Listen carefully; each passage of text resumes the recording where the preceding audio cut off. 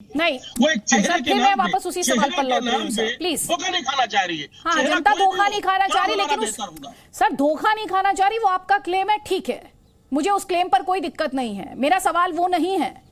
मेरा सवाल ये, जब आप ये दावा करते हैं कि आपके पास चेहरा है, तो वो चेहरा किसका है? और उसके बाद मैं फॉलो अप क्वेश्चन भी पूछती हूं, और मेरा फॉलो अप क्वेश्चन बहुत सिंपल है, क्या आप लोगों में इस बात को लेकर भी सहमति है कि आप कांग्रेस के साथ चुनाव लड़ने के लिए तैयार हैं? मेरे ये दो बेसिक कोर क्वेश्चंस हैं। देखिए अदिति जी, एक बात समझिए, देखिए चुनाव किसके साथ लड़ा जाएगा, किसके साथ नहीं लड़ा जाएगा, यह आंतरिक मामला होता है। ये हमारी चुनाव की जो कमेटी है, ये जो हमारी आपस की कमेटी इंटरनल, वो तय करती है। लेकिन सच ये है, लेकिन इसमें कोई संदेह नहीं है, मत कीजिए कि आपके पास चेहरा भी है। चलिए, आप जिस चेहरे का जिक्र कर रहे हैं उस चेहरे का नाम बताइए आप। अरे सुनिए ना, अरे मैं उसी नाम पे आ रहा हूँ, लेकिन ये बिल्कुल निश्चित ये तय है। जवाब देना चाहता हूं। एक सेकंड सर, अभी मैं ऑपोजिशन का एक कमेंट ले लूं, उसके बाद के शर्मा जी आपको फ्लो दूंगी। सुन लीजिए मेरी बात। लेकिन ये निश्चित तौर पे तय है कि आज सत्ता पक्ष के खिलाफ विपक्ष पूरी तरह से मुत्तहिद है, और उस विपक्ष में ही आपस में तय कर लिया जाएगा कि हमारा कौन चेहरा होगा, हमारा नेतृत्व कौन करेगा। इसमें कहीं कोई डिस्प्यूट है नहीं। वो कहीं ना कहीं बीजेपी कैसे, जैसे राष्ट्रपति चुनाव के वक्त देखा था या उपराष्ट्रपति चुनाव के वक्त देखा था, ये सवाल मैं फॉलो अप क्वेश्चन है, वापस लौटूंगी आपके पास। रीना गुप्ता, जल्दी से कमेंट आपका, उसके बाद मृत्युंजय तिवारी जी। अदिति जी, सबसे पहले तो और आपको और आपके सभी दर्शकों को नई साल की मुबारकबाद। और मेरी ये मनोकामना है कि ये साल जो है, अब कम से कम भारतीय जनता पार्टी जुमलेबाजी करनी बंद कर दे। पिछले जो 7-8 साल जुमलेबाजी में बीते हैं, जिसकी वजह से पूरा देश इस समय बुरी हालत से गुजर रहा है। जो हमें 2022 में सब कुछ मिलने वाला था, 5 ट्रिलियन की इकोनॉमी मिलने वाली थी, किसानों की आय दुगनी होने वाली थी, सबको पक्का मकान मिलने वाला था, 24 घंटे बिजली, बुलेट ट्रेन, हर साल 2 करोड़ नौकरी, सारी जुमलेबाजी चल रही है 7-8 साल से। देश की जनता पूरी तरह परेशान हो गई है, और ये देश की जनता जो है, इस जुमलेबाज सरकार को, इस बार देश की जनता जो है वो चुनाव लड़ेगी और जुमलेबाज सरकार को हराने वाली है देश की जनता। आप देखिए कि इन्होंने ना तो रोजगार के मामले में कुछ किया है, ना इन्होंने इकोनॉमी सही से चलाई है, और उसके बावजूद जो देश पे जो कर्जा है, देश पे कर्जा 3 गुना बढ़ गया है मोदी जी के राज में। तो अब समय आ गया है कि ये जुमलेबाजों को निकाल के बाहर फेंकेगी इस देश की जनता। विपक्ष का चेहरा कौन है? विपक्ष मुद्दों के ऊपर चुनाव लड़ेगा, जो उसके बाद जीत के आएंगे लोग, वो मिलके बैठ के डिसाइड करेंगे कि विपक्ष का चेहरा कौन बनेगा। लेकिन एक बात क्लियर है कि अब इस देश को जुमलेबाजी नहीं चाहिए। देश इस समय आज फिर से एलपीजी सिलेंडर का दाम 25 रुपए बढ़ा है। अदिति जी, जब इन लोगों ने सत्ता हासिल करी थी 410 रुपए का सिलेंडर था, आज की तारीख में लगभग 1100 रुपए का सिलेंडर है। तो चाहे गैस का सिलेंडर हो, चाहे दाल के भाव हो, चाहे पेट्रोल के भाव हो, चाहे बेरोजगारी हो, कोई भी बात जो है, कोई भी पहलू जो देश को चलाने के लिए एक सरकार को ध्यान देना चाहिए, कोई भी पहलू जो है उसमें ये सफल नहीं हो पाए। और दूसरी ओर आप देखिए कि दिल्ली में सारी चीजें हम लोगों ने इतनी अच्छी तरह से चलाई है। चाहे महंगाई की दर की बात हो, इस समय दिल्ली में सबसे कम महंगाई की दर है पूरे देश में। और यही सारे जो एस्पेक्ट है वो सब हम लेके देश के सामने जाएंगे 2024 के चुनाव में। उसके बाद देश की जनता डिसाइड करेगी। मैं आपसे जो सवाल पूछ रही थी रीना जी, वो विपक्ष एक साथ है क्या? इससे जुड़ा हुआ मेरा सवाल था। सरकार नाकाम है या सरकार ने डिलीवर किया, वो जनता डिसाइड करेगी, वो एक अलग डिबेट है। यहां पर जो मेरा सवाल है वो विपक्ष की एकजुटता पर सवाल है, जिसे तूल दिया है कांग्रेस पार्टी के नेताओं ने। इस वक्त क्या आम आदमी पार्टी नॉन बीजेपी अलायंस के साथ है? देखिए अदिति जी, हमारे मुख्यमंत्री श्री अरविंद केजरीवाल ने हमेशा से कहा है कि हम सत्ता जीतने के लिए किसी के साथ जोड़ तोड़ नहीं करेंगे, हम सिर्फ मुद्दों की राजनीति करेंगे, और मुद्दों की राजनीति के लिए यही सब लेके हम जो है जनता के सामने जाएंगे। उसके बाद जनता किसको चुनती है, किसकी कितनी सीटें आती हैं, वो तो उसके बाद की बात है।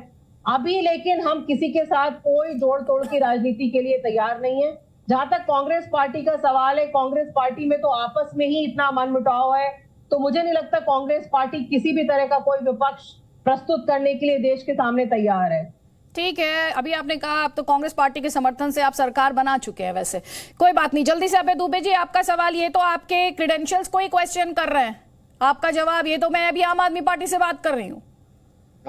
देखिए अदिति जी, ये बात तो साफ है कि 18 प्रांतों में आज भी हमारे लोकसभा के उम्मीदवार जीते हुए हैं और भारतीय जनता पार्टी के 24 या 25 प्रांतों में। तो एक बड़ा राजनीतिक दल कांग्रेस पार्टी है, इसमें कोई संदेह नहीं। जहां तक आम आदमी पार्टी का सवाल है तो वो विधानसभा में तो प्रचंड बहुमत से जीते थे, लेकिन उसके तत्काल बाद जब लोकसभा का चुनाव हुआ था तब भी कांग्रेस पार्टी का दिल्ली में वोट शेयर आप पार्टी से 7-8% ज्यादा था। आप रिकॉर्ड उठाकर देख लीजिए। मैं इस विवाद में पड़ना नहीं चाहता।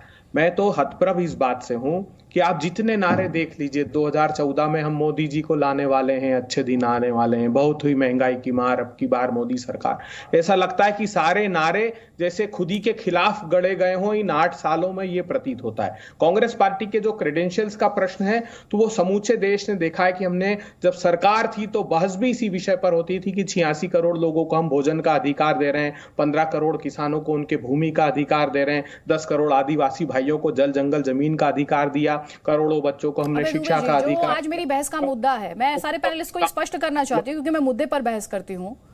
मैं यहाँ पर बात कर रही हूँ विपक्षी एकजुटता की, और अभी आपकी पार्टी को लेकर रीना गुप्ता ने सीधे तौर पर सवालिया निशान लगा दिया कि कांग्रेस पार्टी तो स्थिति में है ही नहीं कि किसी को चैलेंज कर पाए। देखिए, कांग्रेस पार्टी ही वो राजनीतिक दल है जो भारतीय जनता पार्टी के कुशासन को सामने की लड़ाई से चुनौती दे सकती है। और राहुल गांधी जी को देखिए, 3,500 किलोमीटर की पदयात्रा करके समूचे देश को एक किए हुए हैं। हम चाहते हैं कि समान विचारधारा के दल, राहुल गांधी जी ने कहा कि अब वो समय निकल गया अलग अलग लड़ने का लोकसभा के संदर्भ में। हो सकता है विधानसभा के संदर्भ में प्रांतों के स्तर पर लड़ाई कांग्रेस पार्टी से रहती है उन दलों की, वो रहे, लेकिन जब लोकसभा का चुनाव आए तो जो जहां मजबूत हो पूरी दृढ़ता से लड़े ताकि हम फिर से प्रजातंत्र का राज स्थापित कर पाए। एक कमेंट मैं यहाँ पे लूंगी। यहाँ पर मृत्युंजय तिवारी, मैं आपका कमेंट चाहती हूँ। अभी आपने सुन लिया, आम आदमी पार्टी तो सीधे तौर पर कांग्रेस पार्टी के क्रेडेंशियल्स पर ही सवालिया निशान लगा रही है, और ये पहला मौका नहीं है। इससे पहले भी कई पार्टियां रही हैं, ममता बनर्जी के इस तरह के स्टेटमेंट्स रहे हैं जिनमें सवाल उठाए गए हैं कांग्रेस पार्टी और राहुल गांधी पर सीधे तौर पर। देखिए अदिति जी, अभी तो 2024 का चुनाव में देर है और इसके पहले कई राज्यों के विधानसभा के चुनाव भी होने हैं, और सबको याद है, पूरे देश को याद है कि 2004 में श्रद्धेय स्वर्गीय अटल बिहारी वाजपेयी जी का सरकार का साइनिंग इंडिया, इस तरह का साइनिंग इंडिया फील गुड जो हवा दिया गया था, नारा था, उसका क्या हश्र हुआ था। जब लोकतंत्र में सत्ता बौराती है उस पर लगाम लगाने के लिए जनता आगे आती है, और ये लड़ाई विपक्ष के चेहरे के इसकी बात नहीं है, ये लड़ाई जनता लड़ने के लिए तैयार है। अब रही बात चेहरा कौन होगा, तो चेहरे की कोई किचकिच है ही नहीं। सब लोगों का एक ही मकसद है, उद्देश्य है कि बीजेपी को, जन विरोधी सरकार को, गरीब विरोधी सरकार को, लोकतंत्र और संविधान देश को बचाने के लिए बीजेपी की विदाई करनी है। तो भाजपा मुक्त भारत बनाने का उद्देश्य जो है उसको लेकर के सभी पार्टियां समय आने पर सबके नेता बैठेंगे, कहीं कोई किचकिच नहीं होगा, कहीं कोई परेशानी नहीं होगी।